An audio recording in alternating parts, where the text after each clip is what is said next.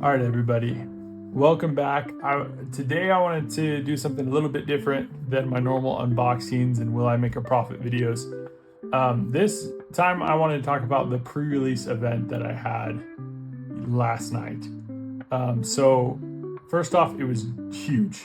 The biggest pre-release I've ever been to, biggest pre-release I've ever heard of from other people. I don't know if it's the biggest ever, but it was huge, right? We had like 120 people sign up. I think like 89 actually showed up. They had to have like hire out a different venue for the place, for the building.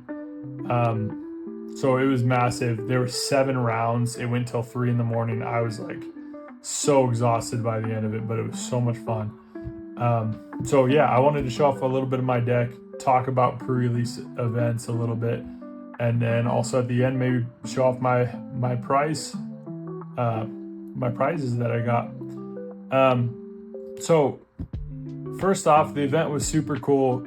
They gave us a lot of rewards. They had a drink voucher that we can redeem for free. They had door prizes. They had a raffle. Like, it was so cool. Oh, and $3,000 worth of like prizes. Like, they gave some good stuff out. So I did pretty well. I didn't win, but I did really well, and I was very proud of my deck.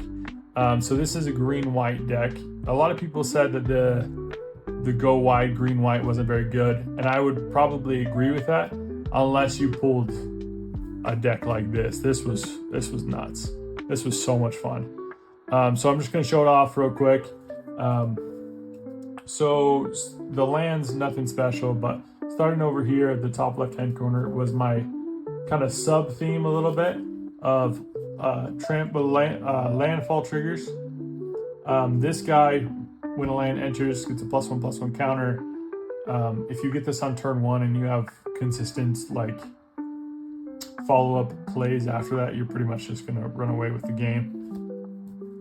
This guy gets basic land, gets +1/+1 counters on creatures, and then draws a card.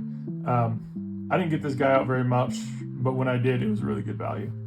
And then I had 2 Tifas. Trample, whenever a land enters the battlefield, double Tifa's power until end of turn. Just crazy, just absolutely nuts. This won me the game a couple times and was constantly a threat on the board. Like, if they didn't remove it, they would use a removal spell on it. Yeah, I would win with it some way. So that was sweet. And here's one way that I would use Tifa is this next category, which is pump spells. So I had 3 of them. Blaze Shot, +3/+3, and Trample until end of turn. Let's go to this one. +2/+2, or if I control 3 or more creatures, which I did, I'm going wide, it gets +4/+4. And then this one was nuts. Like, I didn't even need Tifa. Sometimes, like, it would win me the game so easy. Target creature gets +2/+2, or you can pay this mode, double target creature's power and toughness, or you can pay the last mode or triple it. So it was very common for me to like have a buff on Tifa somehow within the deck, and then play a pump spell on her, and then play my land, and then double it, or play this guy if I didn't have a land and double it, for 3 mana, whatever it was. And then I'd be hitting for like absurd amount of damage. I calculated it. If all my cards were right, I could deal like 96 damage with 1 Tifa. It's just crazy. It's just crazy. There are several times in this deck that I won dealing like 40 damage to the opponent. It was crazy. Anyways, so these pump spells, the one downside of this deck was I didn't have any removal. So I'm counting kind of these pump spells as removal, because I did kill a lot of my my opponent's creatures with these pump spells with cheeky blocks and stuff. But unfortunately, this is my one removal that I was allotted in my sealed packs. I really didn't have any other colors either, to be honest with you. I had a couple in black and that was it. But return target land, you can kick it, return land to your owner's hand, and then it deals damage equal to target creature's power to target creature an opponent controls. And then if it was kicked, return it to the battlefield, return that land to your hand, and then it deals twice that much. So people might say that's a downside, but it was like, there were so many times where I was like, okay, I don't really need lands, but I definitely need to kill this creature. And then also I have landfall triggers, so it gets another land to my hand, and then I can, so it was just good. There was synergy all around this deck. It was crazy. All right, then we're going to get to the main part of the deck, which is the go wide strategy. This worked crazy well. It was super fun. I love doing it. This guy enters, get a 1/1. He's a vehicle. This guy was insane. This card's busted. During your turn, other knights you control are flying. When he enters, get a knight, and then you can pay 6 and then flip him. And the flip is he's a 5/5 dragon, flying dragon. And then 2 modes here, put a +1/+1 counter on each creature you control, and they gain flying until end of turn. You do that twice, and then I've actually never gotten to the 3rd mode because they were always dead by either 1 or 2 triggers of that. Because like I said, I'm going wide, and then if you give everything +1/+1 counter and then flying, it's pretty tough to block those. So that was a big game-winning card multiple times. And then this one helps in 2 different ways. This was a good, like, go wide, create 3 1/1s, or you can tap up to 3 target creatures, put a stun counter on them. That one was fun. Just like people leaving up blocks and then tapping everything that they had down and then going for the kill. These cards were far better than I thought they were going to be. These scouts, when another creature enters, this creature gets +1/+1 until end of turn. Oops, move my camera. We'll do that. There was so many times where this was way better than I thought it was going to be. You know, I'm play this guy down. Next turn, I play a creature that gets another creature that's 2 that enters, or I play this one that I just had get 3 down, giving these guys +2/+2 or +3/+3. It was just way better than I thought it was going to be for a 3-drop. These guys kind of help with the go wide strategy. They're just more good, consistent value.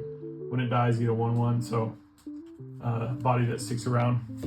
And then this one was probably the winner of all the deck as far as like how much it did for me. When it enters, get a 1/1 dog.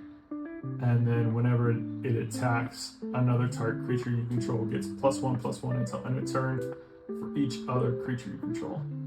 There were so many times when I had Tifa out and I would just attack with just those 2, giving Tifa like +4/+4, +5/+5, whatever, how many creatures I have, which was usually a minimum of 4 usually.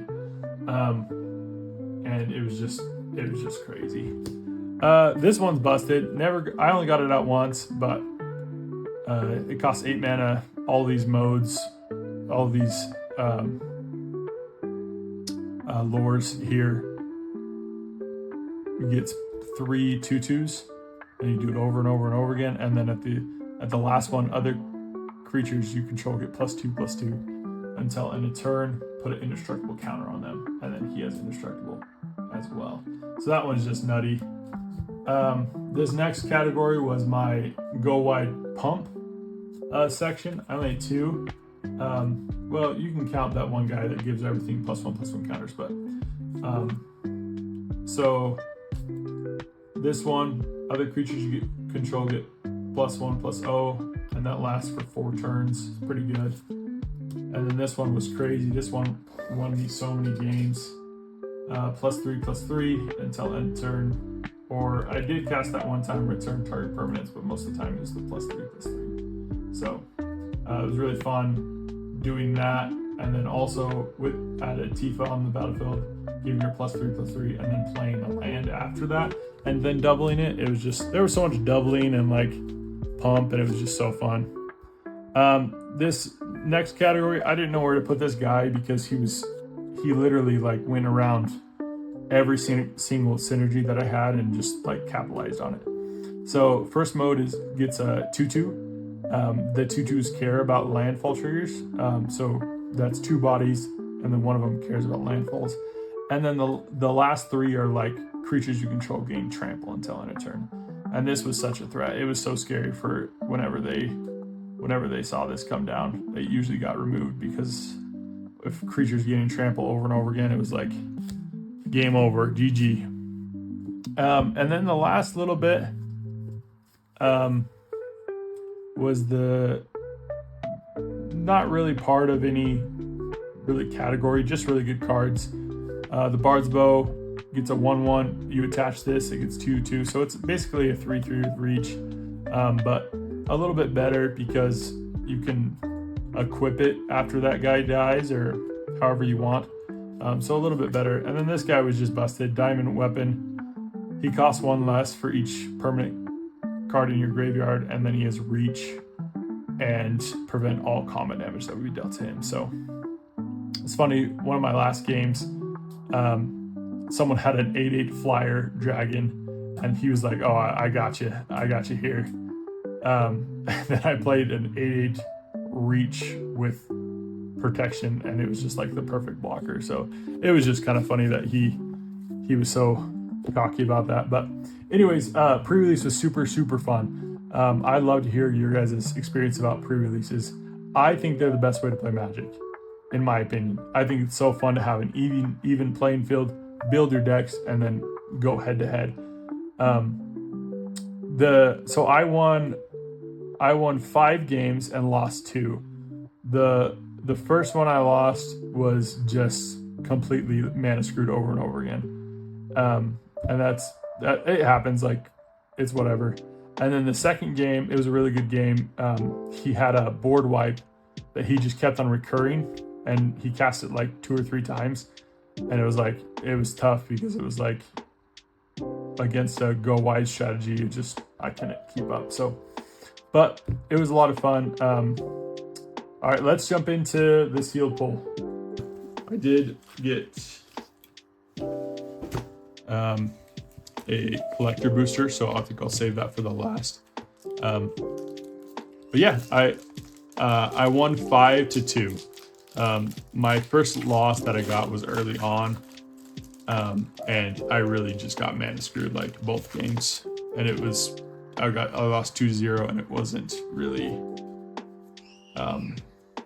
anything I can do about it. The next, and then I won basically all of them, and then the very last game I lost. It was 3 a.m. Guy kept on recasting Dark Confidant. That's sweet. Kept on recasting a board wipe. He cast it like 3 times, recasting it over and over again. And I'm a go wide strategy. It was the one that like you pick a creature and it deals damage equal to its power to every other creature, and so he would kill everything but that, and then he would swing in with that one creature, and it was just like I didn't have enough for removal, couldn't do anything about it. Look at that lightning bolt. That's crazy. That's awesome. So, fire crystal. What do you guys think about the crystals? I think they're pretty cool. 2-rare pack with an alt card. That's sweet. Oh, I don't know if I was separating these or not. I'm not really separating them. I might separate them. I don't know.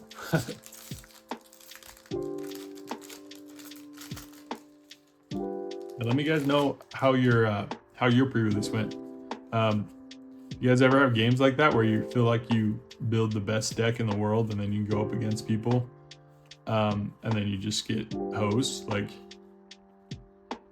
those alt arts are cool.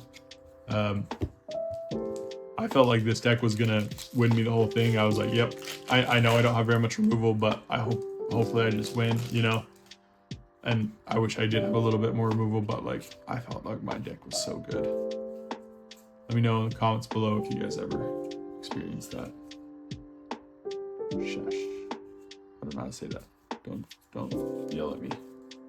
I don't play Final Fantasy. Never have. I've only ever played Cloud on Smash Bros. So I have no idea. Cards are cool though.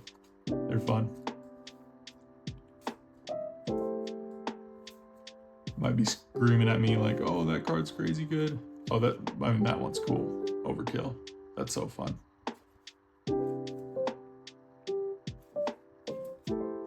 All right, let's open the collector, see what we get. Yeah, I didn't pull anything crazy in my pre-release pack. I'm never really looking to pull anything crazy. I'll be 100% with you. When I'm doing my pre-release, I'm not looking for value. I'm like, I want the strongest cards, you know? And so some cards might be super good and limited, but not good everywhere else. And when in the moment, I don't care. Like, I'm just like, oh yes, this one's so good, you know? Summon Titan. Wow. Look at that counterspell. That is so pretty.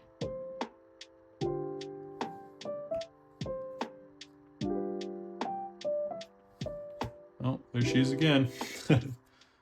Got 3 of her now in the few packs I've opened. I forget how many rares are in these collector boosters. That's crazy. They're expensive right now. I'm like, maybe I should have kept that seal. I have no idea. All right, guys. Yep, that's the video. No big hits yet, but I might do some more unboxings a little bit later. If you watched my last video, I did. If you haven't, go watch it.